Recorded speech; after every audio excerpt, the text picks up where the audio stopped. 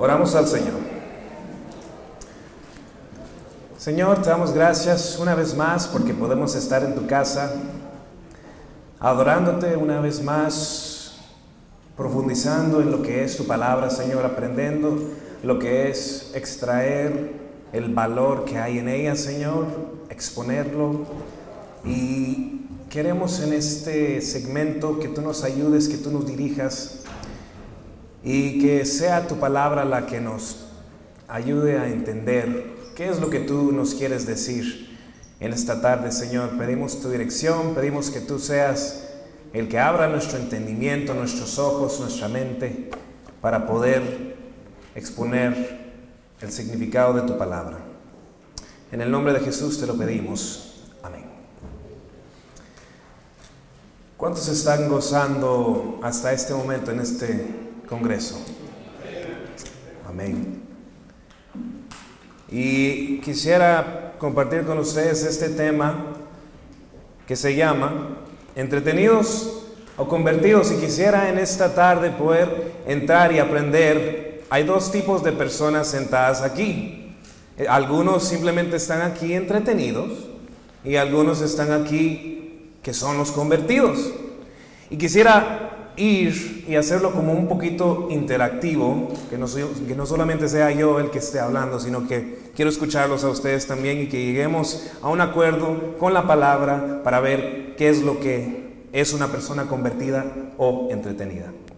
Entonces, quisiera primero preguntarles cuáles son algunas características de una persona que es realmente un creyente, una persona convertida.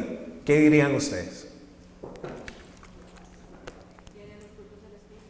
¿Tienen los frutos del Espíritu? ¿Ok? ¿Alguien más?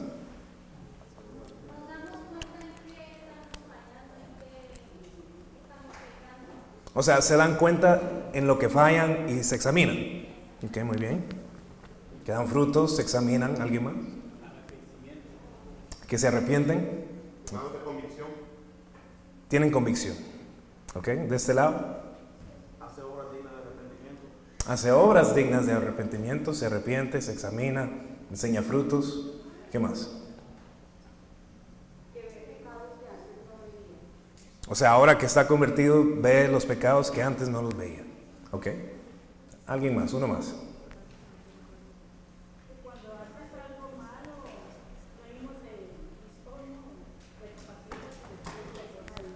Cuando cometes un error, recapacitas y ves...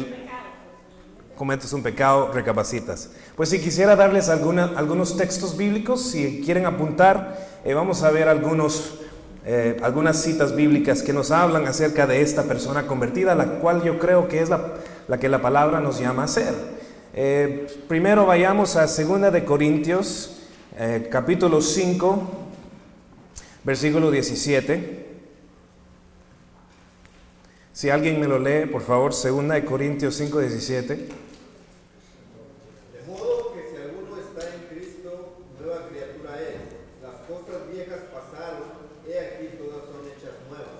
Muchas gracias, Víctor. 2 de Corintios nos está diciendo lo que todos nuestros hermanos acaban de decir, que ahora que somos convertidos nos damos cuenta de las cosas que hacemos mal. O sea, lo que nos está diciendo este texto es que somos nuevos. O sea, tiene que haber un punto de diferencia en quién eras antes y quién eres hoy. Las cosas viejas pasaron, todo lo que hacías antes ya no las haces. Y si las sigues haciendo, el negativo de este texto sería lo opuesto, que no eres nueva criatura.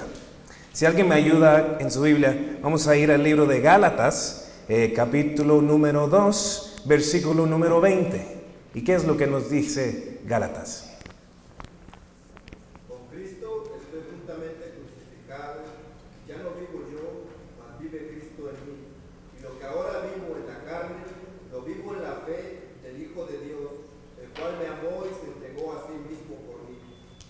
Exactamente. Alguien que es un convertido está juntamente con Cristo crucificado. Entonces veamos la diferencia en el Cristo precrucificado y el Cristo postcrucificado. ¿Qué es lo que pasa? Antes estaba en la tierra y ahora el Padre lo exalta y está con él. Y exactamente así debe de ser la diferencia entre quienes éramos antes de Cristo y después de Cristo. Le amamos porque Él se amó, Él nos amó y se entregó a sí mismo por nosotros. Si alguien me ayuda con Primera de Timoteo, ¿alguien más? Primera de Timoteo, capítulo 6, versículo 11.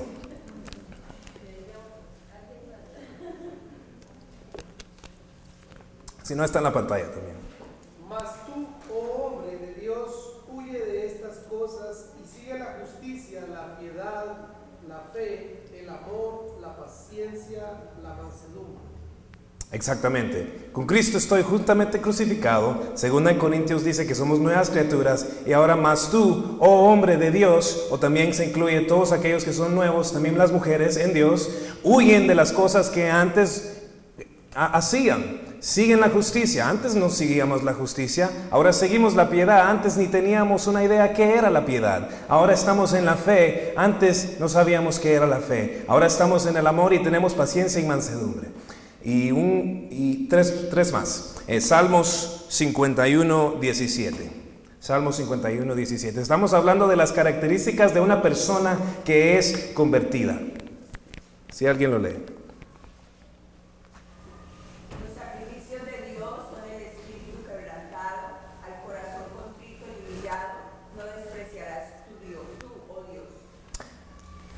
Una persona convertida es una persona que es humilde, y todas aquellas personas que dicen que han venido a Dios vienen a Él humildemente. El altivo, dice el Señor, será quebrantado, mas el humilde, ahí mismo dice, no lo desprecia.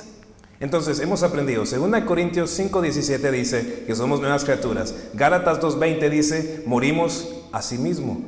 Primera de Timoteo 6, 11 dice que ahora buscamos la piedad.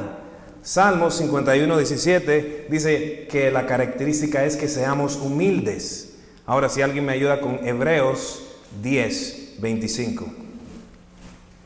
Yo creo que este es muy importante.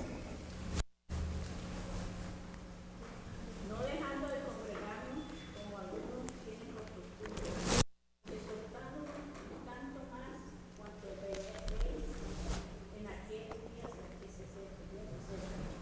Entonces una persona convertida también es humilde, pero también se congrega y no se deja de congregar como aquellos que no son convertidos tienen por costumbre. ¿Ustedes creen que una persona que ama a Cristo puede despreciar a su novia, a la iglesia? ¿Sí o no?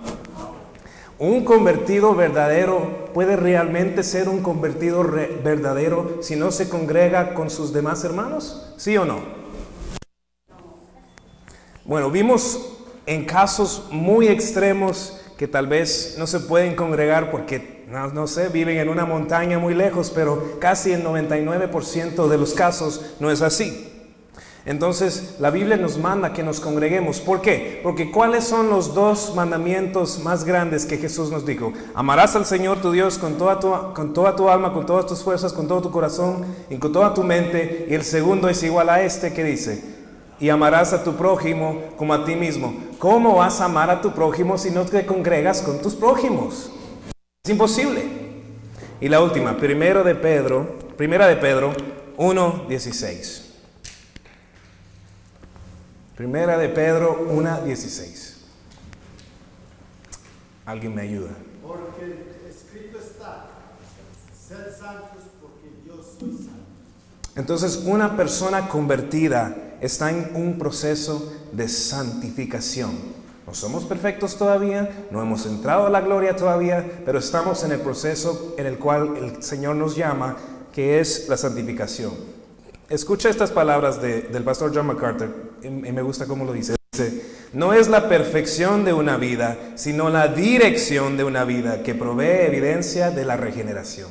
O sea, no tienes que ser 100% perfecto ahora, pero si no tienes una dirección hacia donde tú vas, y es muy claro, si vemos los frutos que tú estás siguiendo, lo que Cristo ama, haciendo sus mandamientos, siendo esa persona humilde, santa, mueres a ti mismo, crucificado juntamente con Cristo, buscas la piedad, buscas ser humilde y buscas la santificación, entonces sabemos de que tu vida, aunque no has llegado todavía, vas y tienes dirección. Si no tienes dirección, es muy evidente por medio de tu vida, de tus frutos, que no estás en ese proceso. Y todo aquel que no está en el proceso de santificación no puede decir que es regenerado con el Espíritu Santo, que no es nueva criatura, entonces si no estamos haciendo lo que Dios nos manda hacer.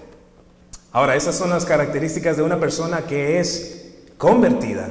Pero ahora está el lado opuesto, diría yo, y son personas que están en medio nuestro, pero que simplemente son entretenidas, o sea, que vienen, que están aquí, pero no vemos ningún cambio en su vida. Entonces, quisiera que me ayudaran con algunas características de aquellos, diría yo, falsos creyentes, que dicen ser cristianos, pero no lo son. ¿Cuáles son algunas características de ese tipo de personas? No leen la palabra de Dios, ¿ok? Se creen perfectos, ya están ahí, ya están en la perfección, ¿ok? No leen la Biblia, se creen perfectos. ¿Alguien más?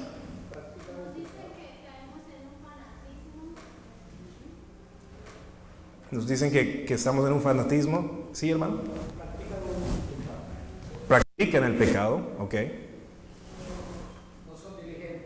No son diligentes. ¿Alguien más? No se congregan. Okay. Pero prácticamente todo lo opuesto de lo que acabamos de ver, todas esas cosas, los frutos del Espíritu, no los vamos a ver en este tipo de persona. Entonces quisiera darles algunos textos bíblicos al respecto.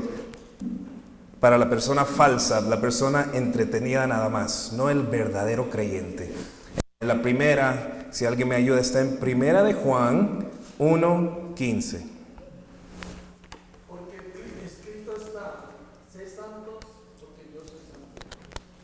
Amén. No, esa no es. La tienen que cambiar. Primera de Juan 1:15. No améis al mundo las cosas que están en el mundo. Si alguno ama al mundo, el amor del Padre no está en él. Ok, entonces no importa si yo digo que yo amo a Dios, sino si siguen amando al mundo, ¿qué es lo que nos dice este texto? El amor de Dios no está en ellos.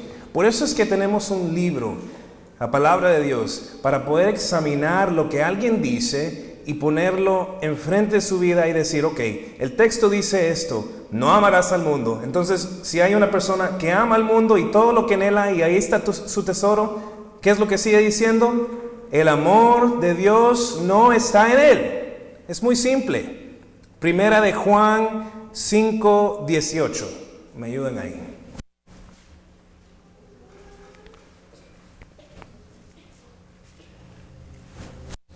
¿Qué dice Primera de Juan 5:18? Sabemos que todo aquel que ha nacido de Dios no practica el pecado, pues es engendrado por Dios, le guarda, y el maligno no le toca. Ok. ¿Hay una diferencia entre caer en pecado y practicar el pecado? ¿Sí o no? Ok. Como John MacArthur dice, tu vida tiene dirección. La oveja se puede caer en el lodo, pero no se queda ahí. El cerdo se cae y ahí está mejor que seguir en su camino, que seguir en la dirección a donde iba antes. Vayamos a Lucas 11:4. Lucas 11:4.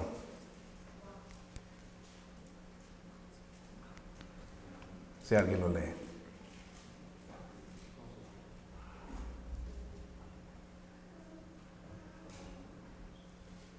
Perdonando nuestros pecados, porque también nosotros perdonamos a todos los que nos deben, y no nos metas en tentación, mas líbranos del mal. Entonces, una persona entretenida no puede perdonar. No puede perdonar. Hay personas en su vida que dicen, es que lo que me hizo fulano de tal no lo puedo olvidar. O dicen, te perdono pero no lo olvido.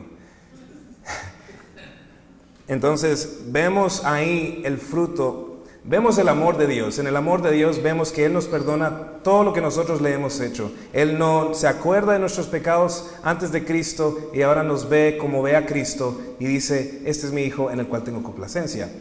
Dios no nos trata así, no nos impone los pecados pasados. Entonces, como un hijo de Dios, que quiere ser como Dios, puede hacer lo opuesto. Esta es otra característica de alguien que simplemente está entretenido. Es un falso. Entonces vimos primero, primera de Juan 1:15 dice que esta persona ama al mundo todavía, ama todo lo que en él hay. Primera de Juan 5:18 dice, vive en el pecado, practica el pecado, y ahí es su hábitat, ama estar ahí. Lucas 11:4 lo acabamos de leer, esta persona no es capaz de perdonar. ¿Cómo oró Jesús? Que dice, perdónanos como nosotros perdonamos ¿a quién? A nuestros deudores. Si nosotros todos somos deudores de Dios, ¿cómo nosotros no vamos a perdonar si nuestro Padre Celestial ya nos ha perdonado nuestro pecado y no nos vive acordando de él? Ahora vamos a Primera de Juan 2:4. Primera de Juan 2:4. Dice, el que dice, yo le conozco, y no guarda sus mandamientos, el tal es, ¿qué? Mentiroso. Y la verdad, ¿qué? No está en él. La palabra de Dios es muy clara y dice, si no obedeces la palabra, si no haces mis mandamientos, no me amas. El que practica el pecado, no le ama. El que no puede perdonar, no le ama. ¿Por qué? Porque te manda a perdonar. Entonces, si no le obedeces, no le amas. Y si no le amas, la verdad no está en ti. Vamos a Juan 10:27. Juan 10:27. Mis ovejas oyen mi voz y yo las conozco y me siguen. Una persona entretenida no escucha la voz del Señor. Ven que muchas veces en la palabra del Señor dice, el que tenga oídos para oír, ¿qué? Oiga. El que no tiene oídos, no va a oír, porque está muerto. Entonces, una persona entretenida, no convertida, no escucha la voz del pastor. Y la última es Santiago 1:8.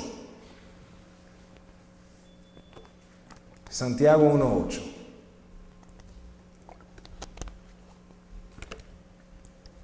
Si alguien me lo lee. El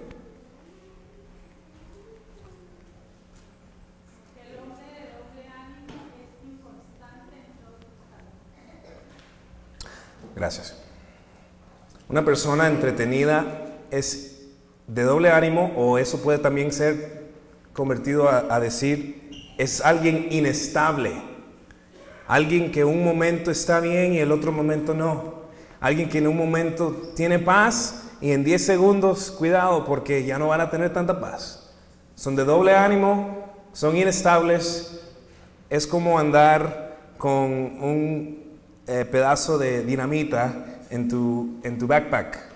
Es así. Este tipo de personas no tienen paciencia, no tienen amor, no pueden perdonar, no son obedientes a la palabra, no escuchan la voz del pastor. Entonces, todo eso equivale a que son inestables, porque nuestra seguridad, nuestra estabilidad está en Cristo. Y Cristo, ¿qué dice la palabra? Es la roca donde nosotros podemos poner nuestra casa. Pero dice, todo aquel que levanta su casa sobre la arena es fácilmente botada.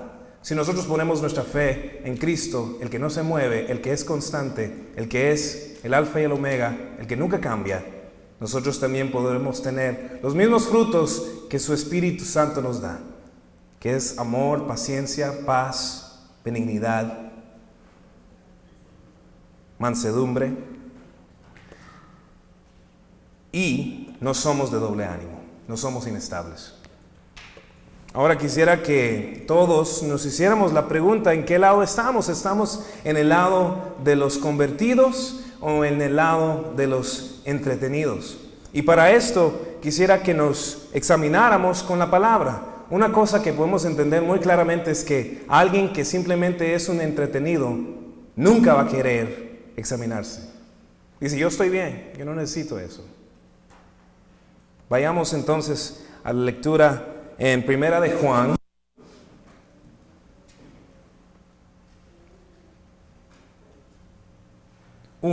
Capítulo 1.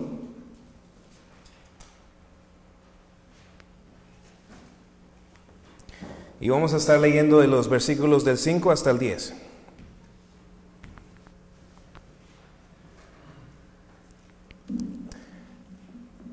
Lo leemos todos, dice así. Vamos. Este es el mensaje que hemos oído de Él y os anunciamos. Dios es luz y no hay ningunas tinieblas en Él. Si decimos que tenemos comunión con Él y andamos en tinieblas, mentimos y no practicamos la verdad. Pero si andamos en luz como Él está en luz, tenemos comunión unos con otros y la sangre de Jesucristo, su Hijo, nos limpia de todo pecado. Si decimos que no tenemos pecado, nos engañamos a nosotros mismos y la verdad no está en nosotros. Si confesamos nuestros pecados, Él es fiel y justo para perdonar nuestros pecados y limpiarnos de toda maldad. Si decimos que no hemos pecado, le hacemos a Él mentiroso y su palabra no está en nosotros.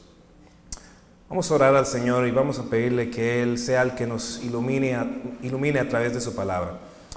Señor Jesús, en estos momentos que nos quedan, queremos aprender y poder saber cómo es que tú quieres que nosotros examinemos nuestro corazón para filtrarnos y para ver si somos realmente convertidos, si somos verdaderamente tus discípulos, tus hijos, o simplemente, Señor, estamos aquí para ser entretenidos, para pasar el tiempo y para ser uno de los demás. Queremos que tú nos ayudes, Señor, que sea tu palabra la que nos guíe y que a través del Espíritu Santo, Señor, podamos entenderla y ponerla en práctica. No solo queremos ser oidores, sino queremos ser hacedores de tu palabra. En el nombre de Jesús, amén. Amén. Entonces hagamos la pregunta, ¿cuál de los dos somos? ¿Somos simplemente entretenidos o somos convertidos? Porque la palabra nos manda a examinar nuestro corazón y la marca de un verdadero creyente es esta, que se examina constantemente. Miremos lo que nos está diciendo Primera de Juan 1:1, en este mismo capítulo, pero vayamos al versículo número 1.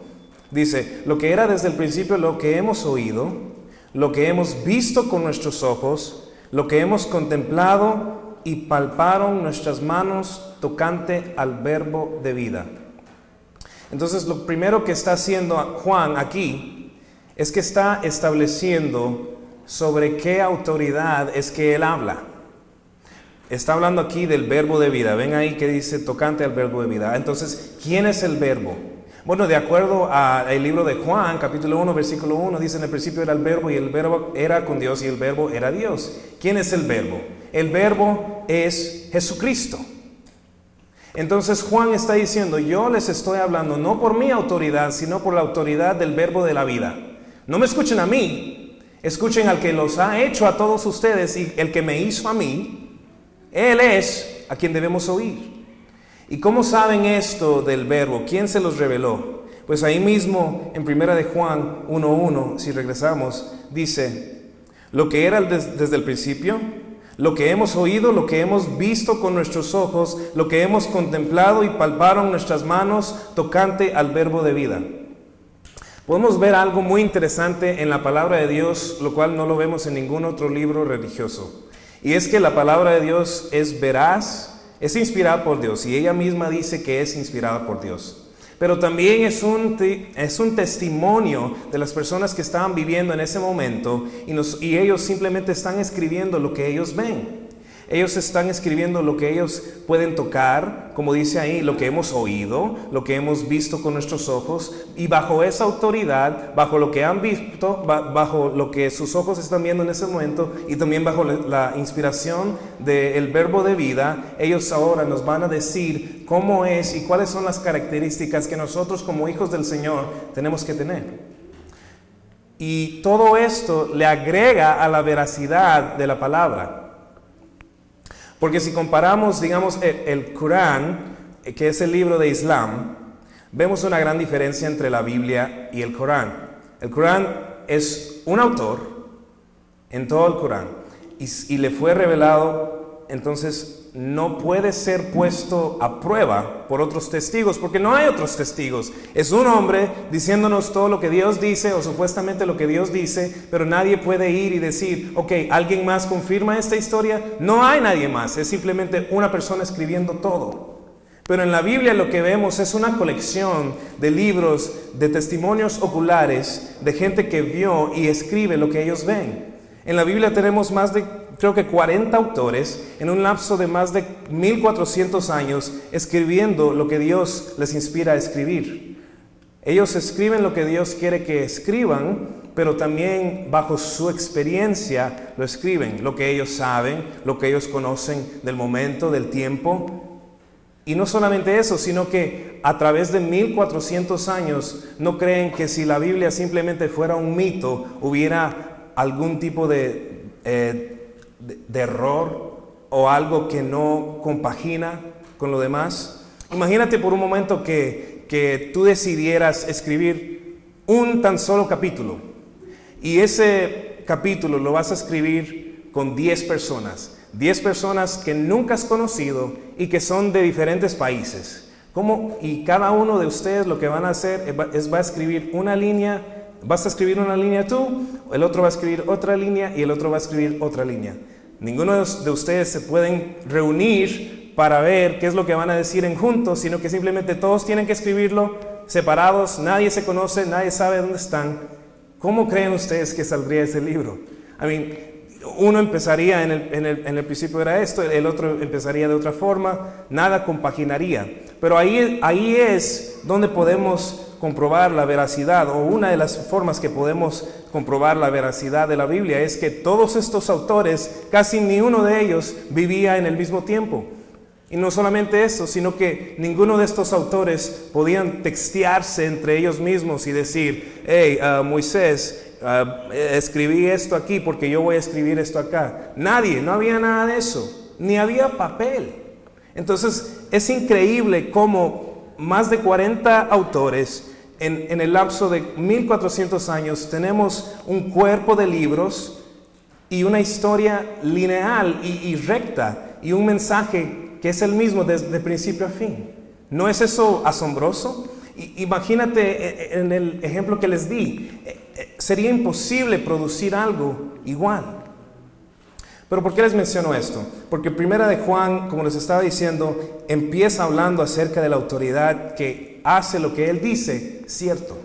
Y si lo que él dice es cierto, si lo que él dice es bajo la inspiración del verbo de vida, entonces es el testimonio del verbo de vida, y el verbo de vida es Cristo. Entonces deberíamos escuchar la voz de Cristo, deberíamos escuchar el testimonio de Cristo. Pues yo les digo que sí. Entonces vayamos a Primera de Juan 1:5 y leamos el mensaje que él nos da. Él nos dice: Dios es luz. Este es el mensaje que hemos oído de él y os anunciamos: Dios es luz y no hay ningunas tinieblas en él. Si decimos que tenemos comunión con él y andamos en tinieblas, mentimos y no practicamos la verdad. Pero si andamos en luz como él está en luz, tenemos comunión unos con otros, y la sangre de Jesucristo, su Hijo, nos limpia de todo pecado. Entonces, examinémonos aquí.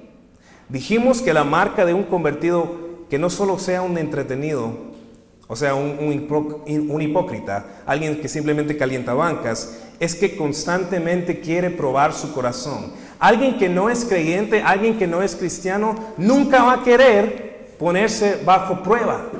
Nunca. ¿Alguna vez has tratado de hablar de Cristo con alguien en tu trabajo y te dicen: no, yo no necesito eso, yo estoy bien? Dicen que están bien porque no quieren ir bajo un estudio, no quieren examinarse, no quieren verse a ellos mismos en un espejo. Dije: no me enseñes ese espejo porque yo estoy bien, y si hay algo, no lo quiero ver. Vamos al libro de Salmos, capítulo número 139, de los versículos 23 y 24, y dice el salmista: examíname, oh Dios, y conoce mi corazón. Pruébame y conoce mis pensamientos, y ve si hay en mí camino de perversidad, y guíame en el camino eterno. Ahora, lo que sabemos aquí bien fácil es de que un falso nunca quiere probar su fe, nunca quiere decirle a Dios que lo examine. Si tú le dices a alguien que son pecadores, te dicen que no son tan malos. Te reconocen que son malos, pero que no son tan malos como el próximo. Es tan relativo ahora en día el mal, que nos hemos agarrado. Dígame si han escuchado esto alguna vez. lo que yo hago está mal, pero yo no le hago mal a nadie, yo no ando matando a nadie, yo no le robo a nadie, yo solamente me estoy haciendo el mal a mí mismo, pero a nadie más. O sea, no quieren ser confrontados, pero el verdadero ama estar con el Señor, el no entretenido. Ama escuchar que necesitan más de Dios, más de Cristo, y aman su ley. Salmos 1, del 1 al 3, nos da un contraste muy lindo entre el justo y el impío. Salmo 1:1 dice: cuán bienaventurado es el hombre que no anda en el consejo de los impíos, ni se detiene en el camino de los pecadores, ni se sienta en la silla de los escarnecedores. Paremos ahí. Está hablando de un camino, y el camino de los pecadores es donde están los escarnecedores. Y una vez me puse a pensar, ¿qué quiere decir escarnecedor? Son aquellas personas que se burlan. Nunca han conocido a alguien que dice: tú eres cristiano, ¿para qué haces esas cosas?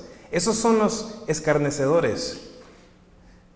Y se sientan en su silla de escarnecedor y dicen: yo tengo la razón y tú estás haciendo algo tonto. Pero el versículo 2 de este mismo capítulo dice: sino que en la ley del Señor está su deleite, y en su ley medita de día y de noche. Y el versículo 3 nos dice entonces: será como árbol firmemente plantado junto a corrientes de agua, que da su fruto a su tiempo, y su hoja no se marchita, en todo lo que hace, prosperará. O sea, será como árbol firmemente plantado. Cuando venga la prueba, cuando venga la tormenta, no nos vamos a mover, porque nuestra raíz, nuestro fundamento está en la roca que es Cristo, y Cristo no se mueve. Podemos tener seguridad de eso. Todo aquel que es verdadero sabe que Dios pone nuestro amor a prueba. Dios nos prueba, no nos tienta, Dios nos prueba. Él no es el tentador. Mira lo que dice el libro de Santiago, capítulo número 1, de los versículos 12 al 14. Y aquí tenemos un panorama de la tentación y qué es lo que podemos esperar en ella. Dice: bienaventurado el hombre que persevera bajo la prueba, porque una vez que ha sido aprobado, recibirá la corona de la vida que el Señor ha prometido a los que le aman. Que nadie diga cuando es tentado: soy tentado por Dios, porque ¿qué dice? Porque Dios no puede ser tentado por el mal, y Él mismo no tienta a nadie, sino que cada uno es tentado cuando es llevado y seducido por su propia pasión. El mal no viene de parte de Dios, iglesia. El corazón de Dios es incapaz de pecar, y por ende es incapaz de tentar a alguien. La tentación viene porque nuestras mentes están caídas desde la caída de Adán. Y entonces cuando vemos a algo que se sale de la voluntad de Dios y es atractivo para nosotros, es porque estamos en este cuerpo, en esta carne todavía. Mira lo que dice Mateo 15:18. Dice: el mal no viene de Dios, pero lo que sale de la boca del corazón sale, y esto contamina al hombre. O sea, no hay nada externo que necesita contaminarte. Lo que está adentro de tu corazón, lo que sale de tu boca, eso ya viene contaminado. El pecado no viene de Dios, viene de nuestro corazón. Proverbios 16:2 dice: todos los caminos del hombre son limpios en su propia opinión, pero Jehová pesa los espíritus. Todo el mundo cree, como les estaba diciendo, que está bien, pero solo en el cristianismo, solo en Cristo, delante del Dios verdadero, somos confrontados con la verdad. Es que esa es la diferencia entre Dios, nuestro Dios, el Dios de Israel, y todos los otros dioses. Date cuenta, ninguno de los otros dioses les importa cómo vives. Sí, no son celosos, no dan mandamientos. Nuestro Dios le dice a los que le siguen, a los que le aman, les dice: examinaos, porque Él va a pesar tu espíritu. Él te dice una verdad, Él dice que va a haber un día de juicio. Entonces, haz esto antes de que venga ese día. Él nos dice la verdad, Él no nos está mintiendo. La mentira fuera sigue viviendo como estás viviendo, sigue así como estás, todo está bien, y que lleguemos al día de juicio y lleguemos delante de Dios y digamos, Dios, tú no me dijiste nada. Ese fuera un Dios falso, pero nuestro Dios no es así. Nuestro Dios nos dice que un día Él va a pesar los espíritus y que todo el mundo va a ser juzgado de acuerdo a lo que han hecho en esta vida. Entonces, alguien que es convertido ama a esa corrección porque ama el carácter de Dios, y el carácter de Dios es que sus hijos puedan deleitarse en Él, puedan meditar en su ley de día y de noche y puedan encontrar su deleite en la fuente de agua viva que es Cristo. Una persona entretenida nunca va a querer deleitarse en Jehová. Piensan como pensó Eva en el jardín del Edén. O sea, son como el tamo que arrebata el viento. Literalmente cualquier cosa los puede mover. Yo creo que la Biblia nos enseña que hasta que entendamos nuestra maldad, hasta que entendamos por qué es que estamos bajo condenación, hasta que entendamos esto más profundamente, nunca vamos a poder ser creyentes verdaderos, convertidos. Entonces, quisiera rápidamente ir a ver por qué es que estamos en el estado en que estamos, que es bajo condenación antes de Cristo, para que luego entendamos el amor precioso del Señor. Es solamente así, entendiendo dónde estábamos antes, para poder entender ahora la gracia de Dios de una manera nueva, fresca y profunda. Vayamos al principio, vayamos a Génesis capítulo 3, de los versículos del 4 al 5.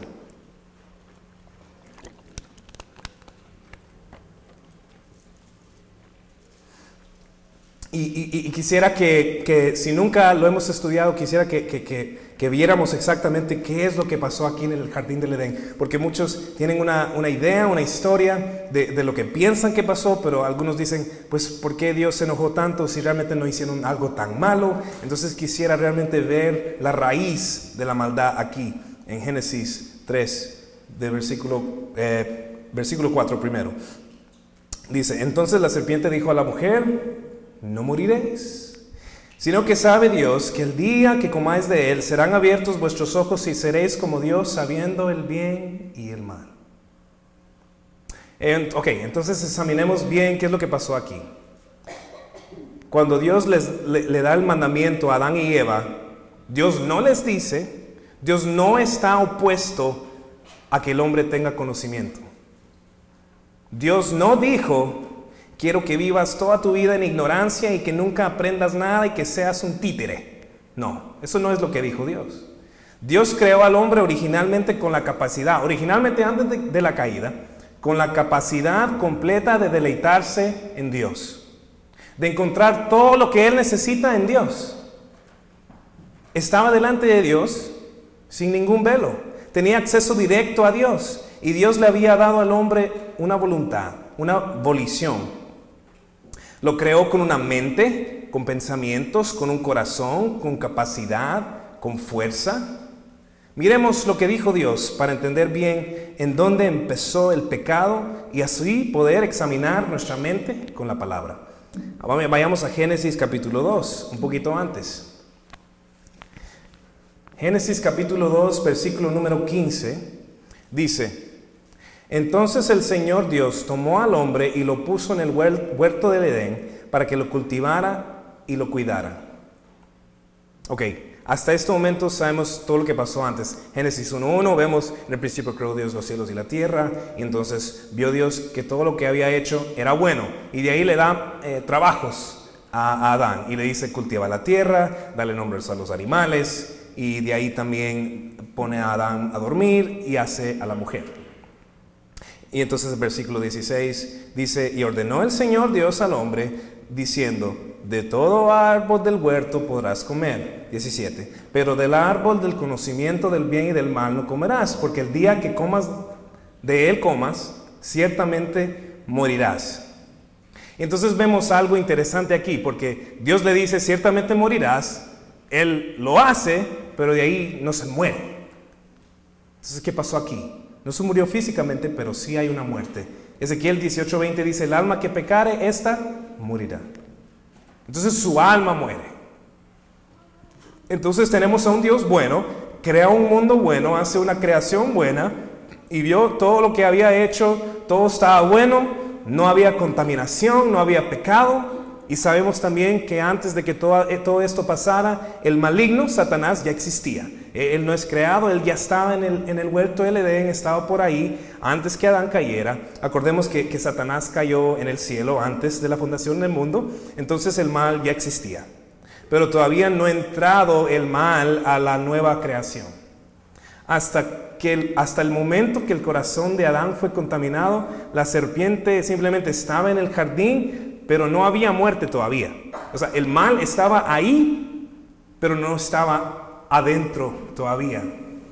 El malo estaba ahí, pero no estaba dentro del corazón. No había contaminado el alma, no había contaminado lo interno. Estaba el mal en la superficie, pero no había profundizado todavía. No había metido sus garras, como lo dicen en Adán, sin que Adán primero le diera las llaves para que lo hiciera. Y lo que vemos entonces después es el mal cósmico y universal, un mal que es tan profundo que después de que hace esto, todo el mundo muere. Una cosa tenemos asegurada en esta vida, que todos vamos a morir. Y todo el mundo muere, y toda la creación cae por al parecer a la superficie es algo simple. Pues Dios, ¿por qué te enojaste tanto si simplemente era un fruto? ¿Por qué todos tenemos que morir por eso? Y es que eso es lo que vamos a examinar. Porque simplemente el pensamiento de pensar que eso no era tan malo nos demuestra que no entendemos qué realmente pasó ahí. Porque decimos, pues no era un acto tan grande, entonces ¿por qué Dios se tuvo que enojar tanto?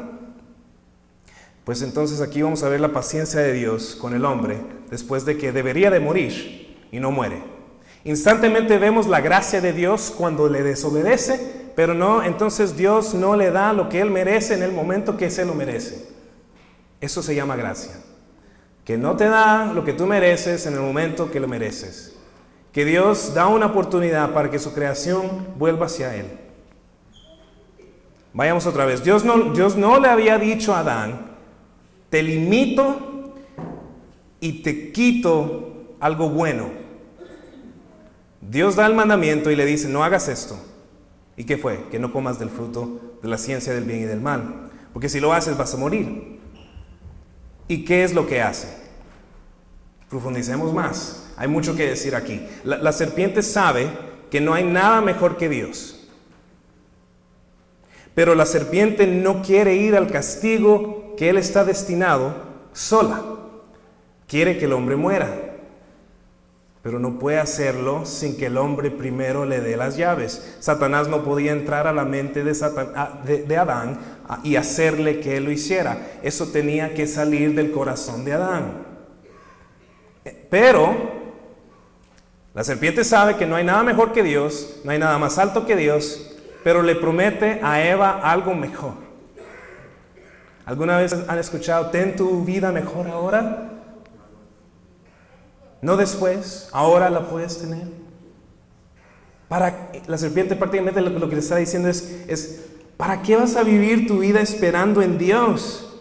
Él quiere que tú vivas ciego, sin conocimiento, que no disfrutes, que vivas una vida donde no puedes tener los placeres que te mereces. Dios quiere que vivas restringido. Libérate de eso. Haz lo que yo hice. Libérate de las cadenas que Dios pone. Dios te dice: no comas de eso, y yo te digo que si comes vas a poder ver al fin lo que nunca has visto, la vida que te estás perdiendo. Dios no quiere que tú disfrutes. Dios quiere que vivas una vida amargada, una vida donde Él te dice lo que tú tienes que hacer. Y entonces en ese momento Eva es tentada. Y vemos, como la palabra dice, que la tentación no viene de Dios. La tentación origina en el corazón de Eva, porque está en un tenedor en la calle. Sabe todo lo que Dios le da, sabe que Dios es bueno, sabe que Dios la creó, sabe que Dios es la fuente de su vida, sabe que Dios le ha dado todo lo que tiene hasta este momento, pero la serpiente le está diciendo, ok, tú tienes todo eso, pero yo tengo algo mejor. Yo tengo algo mejor para ti aquí. Lo único que tienes que hacer es comer, nada te va a pasar. Y eso es una tentación muy fuerte. Y es la tentación misma que tú y yo tenemos ahora, que la vida nos ofrece. Y entonces Eva, todos sabemos, es engañada. Y come del fruto y sus ojos son abiertos al fin. Antes era ciega, supuestamente, y ahora puede ver. Antes Dios era el que decía lo que era bueno y lo que era malo. Pero ahora mueren espiritualmente. ¿Saben por qué mueren? Porque lo único en este universo y en todo lo que existe que es verdaderamente recto, verdaderamente perfecto por sí mismo, es Dios. Entonces, ahora, ¿por qué el hombre muere? Porque ahora le toca vivir al hombre de una manera en la cual él no estaba acostumbrado a vivir antes. Ahora tiene que vivir su vida haciendo juicios y en vez de saber lo que está bueno y lo que está malo desde un principio, ahora vives tu vida y mientras tú vas viviendo a los 5 años, tú crees que esto está bien y está mal. Pero de ahí, cuando tienes 10 años, sabes de lo que hiciste cuando tenías 5 años, no tenía tanta razón. Entonces ahora tú tienes un nuevo set de leyes. Pero ahora, después de que tienes 10 años, ahora vas a tener 20 años. Y cuando tienes 20 años, ahora te liberas para hacer otras cosas diferentes. Esta es la muerte. Esta es la condenación. Dios nunca nos había creado para que nosotros viviéramos una vida donde tenemos que decidir lo que está bien y lo que está mal. Esa es la ciencia del bien y del mal. Y por eso es que el hombre se mata. Por eso es que por eso es que hay gente que roba, por eso es que hay gente que hace cosas indebidas. Porque el hombre ahora tiene que vivir, en vez de tener una vida con una justicia perfecta, ahora tiene justicia experiencial. Espero que estoy diciendo eso bien, pero entre su experiencia, ahí es donde él crea su propia ley, su propia justicia. Y eso es condenación. No sé si lo ven, pero vivir una vida donde no sabes lo que está bien y mal sin Dios, sino que simplemente tú vas decidiendo lo que está bien y mal, es una vida, es una carga de la cual nosotros no estábamos creados para poder con ella. Ahora todos creemos que estamos bien y todo lo que nosotros hacemos está bien. Y por eso viene la muerte a los hombres. Literalmente esto trae muerte. ¿Por qué? Porque si vemos a grupos como ISIS, para ellos entre el bien y el mal, su bien y mal es... nosotros estamos haciendo bien cuando decapitamos a alguien porque eso está bien para nosotros. O si alguien roba, dice, pues yo lo tenía que hacer porque si no mi familia se iba a morir de hambre, entonces eso estaba bien para mí. O si dicen, yo tenía que hacer eso, yo tenía que robar las respuestas del examen porque si no, no iba a poder ser médico. Entonces eso estaba bien para mí en ese momento hacerlo. Esa es condenación. No sé si lo ven. Tenemos que ahora vivir sin Dios una vida donde todos deciden lo que está bien y lo que está mal. Y si no hay una moralidad objetiva, todo es relativo. Todo lo decidimos nosotros. Y a la apariencia, lo que le está ofreciendo la serpiente a Eva, eso es mejor que vivir una vida donde Dios ya lo ha decidido todo y todo está perfecto. Le dice, ok, eso es lo que tú tienes ahora, tú tienes eso con Dios, pero yo te demuestro una vida donde tú puedes abrir tus ojos de verdad. Y cuando abre sus ojos se da cuenta de que primero, que está desnuda, que están desnudos. Y ahí es el mal donde todos nosotros estamos incluidos. Lo que termina pasando es el mundo en donde vivimos. Donde un hombre puede ir a matar a 60 personas desde un edificio a tiroteos, pero en sus ojos está haciendo algo bueno. Otro hombre puede tomar alcohol y tomar y en sus ojos eso está bien si no está haciéndole daño a nadie más. Si el hombre es el último que decide lo que está bien, esa es la condenación. Y todos entre nosotros mismos... no solamente es un sueño inalcanzable el decir que el hombre tiene la capacidad de vivir una vida sin Dios donde no va a haber caos, no solamente es un sueño tonto ese, porque algunos dicen, pues el hombre, la ciencia un día va a llegar a tal punto donde todos nos vamos a poder amar. Eso es una mentira. Esa es la mentira que Satanás le vendió a Eva, que podían vivir una vida sin Dios. Esa es la mentira que este mundo nos ofrece. Mira lo que dice Juan 3:19. Y esta es la condenación: que la luz vino al mundo y los hombres amaron más las tinieblas que la luz, porque sus obras eran malas. Entonces, para ser un convertido, tenemos que entender lo más profundo de nuestro corazón sin Cristo está contaminado, está muerto y no decide perfectamente entre el bien y el mal todo el tiempo, para siempre. Nosotros todos podríamos admitir eso. Aún la gente que está fuera de Cristo sabe que hacen errores. Y si haces errores, en uno de esos errores vas a hacer una mala decisión. Y esa mala decisión la vas a justificar porque eres tú. Porque ahora lo que antes era malo, ahora lo tienes que hacer bueno para quitar la culpabilidad. Pero este es el Evangelio. Este es el Evangelio donde Dios hace una obra en la cruz y establece nuevamente una manera donde podemos llegar a Él sin que Él nos tenga que matar. La gente dice, si tu Dios es tan poderoso y tan bueno, ¿por qué no hace algo para quitar toda la maldad que hay en el mundo? Amigo, esa respuesta es muy simple. Si Dios quiere quitar toda la maldad del mundo, también te tiene que quitar a ti. Entonces el Evangelio es una forma donde Dios puede quitar la maldad del mundo sin tener que matarte. Es la única manera, porque si Dios es santo y si Dios se revela en toda su gloria, todos morimos. Porque Dios es santo y nosotros no. Y estamos contaminados. Entonces por eso el Evangelio es tan glorioso. Porque no solamente Dios no nos da lo que nosotros merecemos en el momento en que lo merecemos, sino que hace un camino donde nosotros ahora nos puede ver. En vez de vernos con la culpabilidad, con el pecado, con la contaminación que antes teníamos en Adán, ahora tenemos la santidad, la perfección, la rectitud de Cristo imputada a nosotros. ¿No es eso digno de gloria, de honra, de alabanza? Y eso es lo que vamos a estar haciendo por los siglos de los siglos, magnificando y viendo lo que Él hizo por nosotros y quién Él es para nosotros.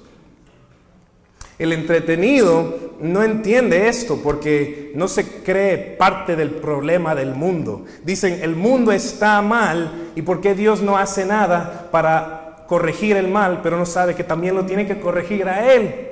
No se incluye en el mal, simplemente dicen el mal es algo allá afuera, es algo externo, pero no se incluyen en él. Eso es lo que el entretenido hace, pero el convertido no. El convertido examina su corazón. El convertido, como dice el Salmo número 1, medita en la ley y eso deleite de día y de noche. Entonces, para terminar, el convertido se examinará y su corazón nuevo es lo que lo impulsa a buscar de Dios. Una persona entretenida no entiende su maldad. Y como no entiende su maldad, no se incluye en la maldad del mundo. Y como no cree que es malo, no necesita a alguien que lo salve. Y como no necesita a alguien que lo salve, no necesita a Cristo. Y como no necesita a Cristo, también cree que no está enfermo.